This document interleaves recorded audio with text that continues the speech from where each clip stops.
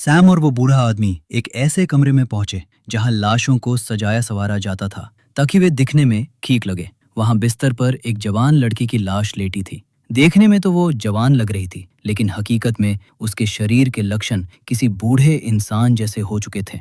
जांच के दौरान पता चला कि उसे छाती की कोई पुरानी बीमारी थी और उसके तालू पर कुछ निशान थे। साथ ही उसके शरीर में ऐसी दवाओं के अंश मिले जो बहुत पुरानी दिमागी बीमारी के मरीजों को दी जाती हैं। सैम ने गौर किया कि उस मरी हुई औरत की उंगली में शादी की अंगूठी थी, जिस पर लिखा था, जब तक मौत हमें अलग न करते।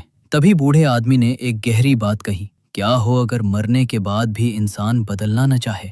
और फिर उसने उस महिला और उसके पति की दुख भरी कहानी सुनानी शुरू की। वो दाढ़ी वाला आदमी अपनी शादी के दिन बहुत खुश था। उसने और उसकी प्रेमिका ने चर्च में कस्में खाई थीं कि वे सुख दुख और बीमारी में हमेशा साथ रहेंगे। लेकिन जैसे ही शादी की रात हुई, खुशियां मातम में बदल गईं।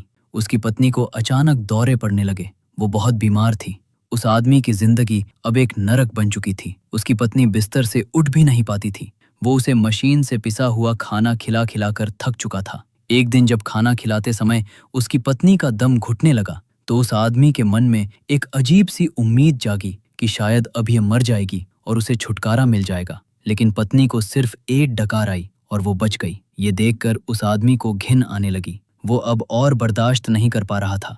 वो आदमी कर्ज में पूरी तरह डूब चुका था। थक हार कर वो एक मूंछ वाले डॉक्टर के पास पहुंचा और अपनी पत्नी की हालत पूछी। उसने उम्मीद लगाई थी कि डॉक्टर कहेगा कि वो अब कुछ ही दिनों की मेहमान है, लेकिन डॉक्टर ने कहा, हालत में कोई सुधार तो नहीं है, पर वो स्थिर है। वो अभी कम से कम 8 से 10 साल और जिंदा रह सकती है।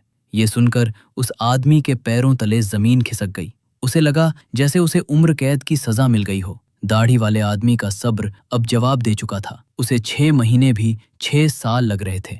उसकी हालत देखकर पीछे खड़े डॉक्टर ने अपने बैग से कुछ तेज दर्द निवारक गोलियां निकाली। डॉक्टर ने दबी आवाज में कहा, यह दवा बहुत पावरफुल है। अगर तुम्हारी पत्नी ने इसकी ज्यादा डोज ले ली तो अंजाम बुरा होगा। अच्छी बात यह है कि मौत के बाद शरीर में इस दवा का कोई निशान नहीं बचेगा। उस रात डॉक्टर के जाने के बाद उस आदमी ने अपनी पत्नी को आर्कटिक खरगोश की एक छोटी मूर्ति गिफ्ट की, जो आजादी का प्रतीक थी। फिर उसने चुपके से कैप्सूल का पाउडर खाने में मिलाया और उसे खिलाने लगा। पुरानी यादों में खोए खोए उसने उसे जहर दे दिया। कुछ ही देर में उसकी पत्नी का शरीर तड़पने लगा। उसने दर्द के मारे अपने पति का हाथ जोर से पकड़ लिया। आदमी घबरा गया और उसने डर के मारे अपनी पत्नी का पेट दबाकर उसे उल्टी करवाने की कोशिश की। वो प्यार और नफरत के बीच इतना पागल हो चुका था कि उसे होश ही नहीं रहा। जब उसने अपनी पत्नी को उठाया तो देखा कि उस मूर्ति का नुकीला हिस्सा उसकी पत्नी के माथे के आर पार हो गया था। पत्नी दर्द से चीखी और फिर उसके सिर पर एक और गहरा वार हुआ,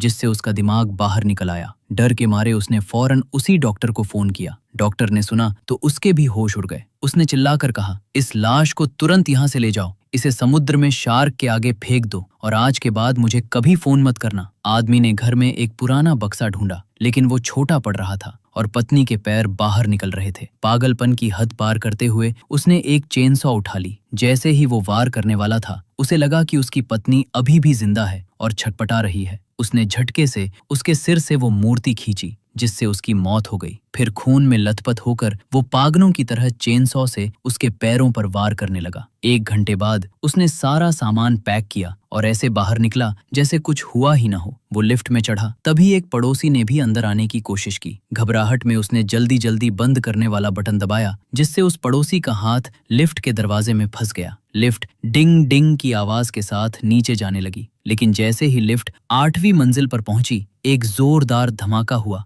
और वो बीच में ही अटक गई। दाढ़ी वाला आदमी बुरी तरह घबरा गया और दरवाजा खोलने के लिए पागलों की तरह हाथ पैर मारने लगा। उसकी चीखें सुनकर बाहर खड़ी एक बूढ़ी औरत ने उसे पहचान लिया। औरत ने कहा कि वो मदद के लिए पुलिस को फोन कर रही है। ये सुनकर वो आदमी